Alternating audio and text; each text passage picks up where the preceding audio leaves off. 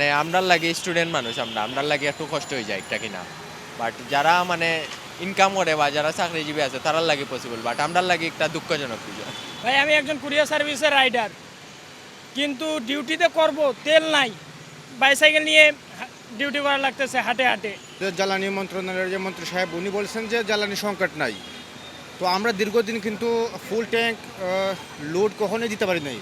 দেখা গেছে যে কোনো ট্যাঙ্কে যখন আমরা গেছি, কোনো পাম্পে আমরা গেছি আমাদের 200 টাকা দিছে বা কোনো পাম্পে আমাদের 500 টাকা দিছে, এরকম আর কি। তো জ্বালানি সংকট আমরা প্র্যাকটিক্যালি দেখতে পাচ্ছি, কিন্তু মৌখিকভাবে আমরা কখনো দেখি নাই যে শুনি নাই যে জ্বালানি সংকট আছে।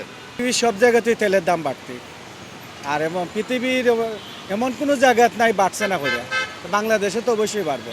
পরিবের কিছু করার নাই, মানে কোনো কিছু আর করার দরকার নেই। মনে করেন আগে তেল বাইরাম না, সিরিয়াল 200 টাকার উপরে দেয় না, এখন আবার 40 টাকা, এটা একটা করা যায়। হঠাৎ করে 20 টাকা বেড়ে গেছে। তো আমি মনে করি এটা একটা সিন্ডিকেট ছিল ব্যবসায়ীদের, যেটা আপনার মনে করেন যে একটা সংকট তৈরি করতে করতে এক পর্যায়ে তারা দামটা বাড়িয়ে দিবে। কালার এক্সপার্ট ডার্ক স্যাপ এবং মাইল্ড অন হ্যান্ডস টেকনোলজি সমৃদ্ধ অরিক্স অ্যাডভান্স ডিটারজেন্ট পাউডার আপনার লন্ড্রি এক্সপার্ট। তো আমরা সংসদে বক্তব্য শুনি যে আপনার তেল আছে অ্যাভেলেবেল বাংলাদেশে, কিন্তু আমাদের পাম্পও যাই 5 ঘন্টা 9 ঘন্টা উপরে তেল মিলে না। মাঝে মাঝে তো আইয়া দেখি বাইপাসে আমাদের মানুষ। আমরা তো এখানে দাম বৃদ্ধি কম এটা আমাদের সাথে তেমন হচ্ছে না। আমরা তো জাস্ট যে কমিশনটা আছে সেই কমিশনটা আমরা পেয়ে থাকি, এবং এই কমিশনটা পেতে গেলে যেভাবে দেখা যায় ঢালাওভাবে যে এত টাকা থেকে এত টাকা পর্যন্ত আমাদের যে ঢালাওভাবে হিসাব নিকাশ করা হয়, এই হিসাবটাও সঠিক না।